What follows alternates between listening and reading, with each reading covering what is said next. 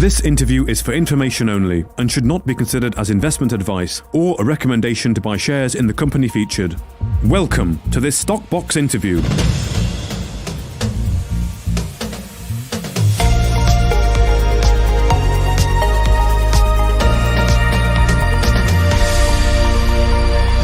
Joining us today is Charlie Stephenson, ECM analyst for SI Capital, who alongside the First Development Resources team is on site at the Selta uranium, lithium and rare earth project in Northern Territory of Australia.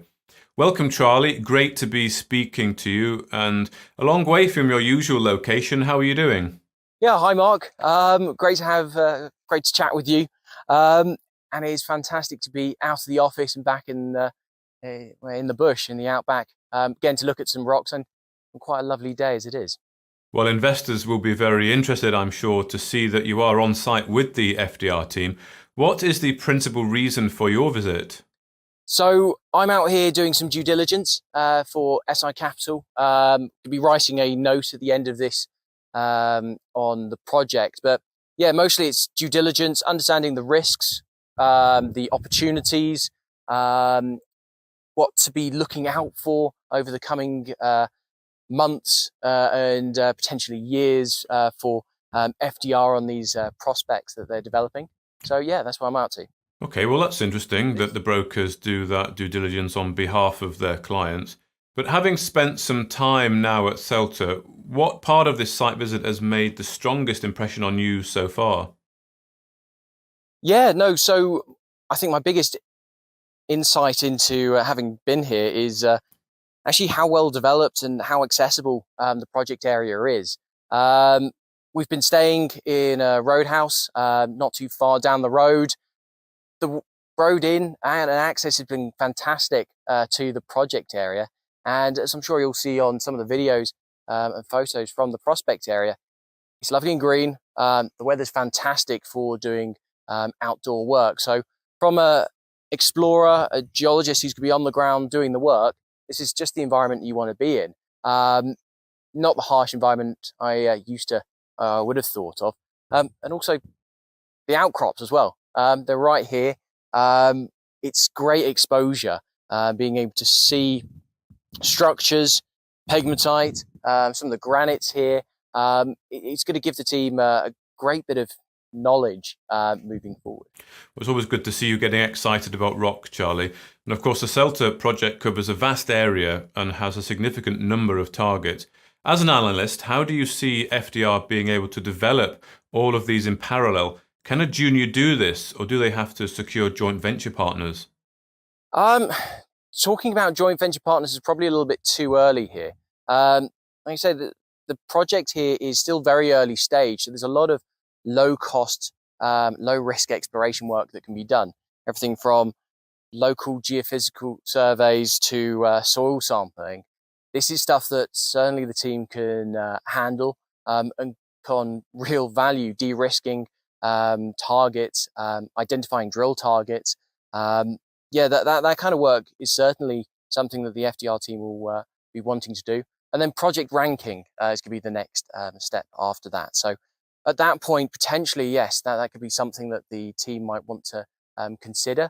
But for the time being, no, this is low risk exploration work to add a huge amount of value to the understanding of this property. Okay.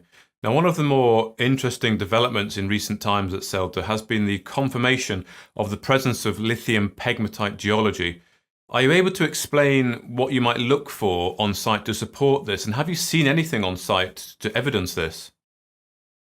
Yes, so we are currently in an area where there is an LCT pegmatite outcropping hosted within a granite body here.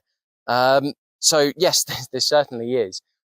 What's worth noting about these LCT pegmatites is their zonation of them. So we're seeing pegmatites here that do need to be tested, but understanding what's going on here at these outcrops, we can then start using well-developed exploration models to then start vectoring out into the cover that we have around here to start identifying new targets, I guess.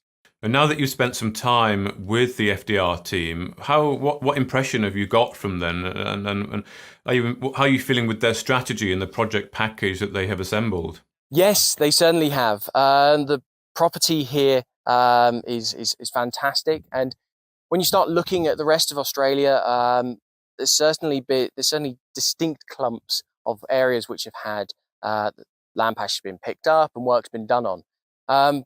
But in the centre, it really is still underexplored, and with recent discoveries like Nolan's Bore and other uranium targets that have been identified out here, it's very exciting to have had this land package picked up. It's on this northwest, southeast striking feature, which is starting to, through other explorers in the area, show quite a lot of prospectivity. So we've got a good piece of ground here, and the team are fantastic. You can clearly see from the site visit that they know exploration, they know what needs to be done in these early stages of exploration, and getting access to local knowledge to get the right equipment in at the right time. So hopefully over the next few months, investors will start to see that coming to fruition as they do secure contractors and the like to do this early stage exploration work. Now, Australia has, of course, always been one of the very best jurisdictions for mining and exploration potential. However, the world is changing, and in your opinion, do you see Australia maintaining this position over the next decade? Yes, I think that's quite a simple yes. It's a good mining code here, safe jurisdiction. The people here know how to mine, and those are the key components of making somewhere to start looking for new prospects. It's something also that I guess the majors like, producers, debt providers, institutions. So yeah, this is going to be a premium location, certainly in the near future anyway. For Selta project, the target commodities at the moment are rare earth elements, uranium and lithium. As an experienced professional in the resource sector, Charlie, what is your view on the forward supply-demand dynamic for these commodities? So rare earths, they're certainly going to be in need. We don't have that many projects outside of China producing at this moment, and there's certainly a clear demand-supply gap that's going to be opening up. Certainly with, like we said in the previous question about global security of resources, it will be needed, and that's quite clear. Uranium, again, another very exciting commodity. Looking at renewable energy sources, so we're talking about wind turbines, solar plants, and the like. They certainly provide a certain amount of power, but for baseload power, I think it's quite a good argument to suggest that uranium is a very good provider of carbon-free energy. And so, looking at countries like Japan coming back on with their uranium demand, that's showing a strong long-term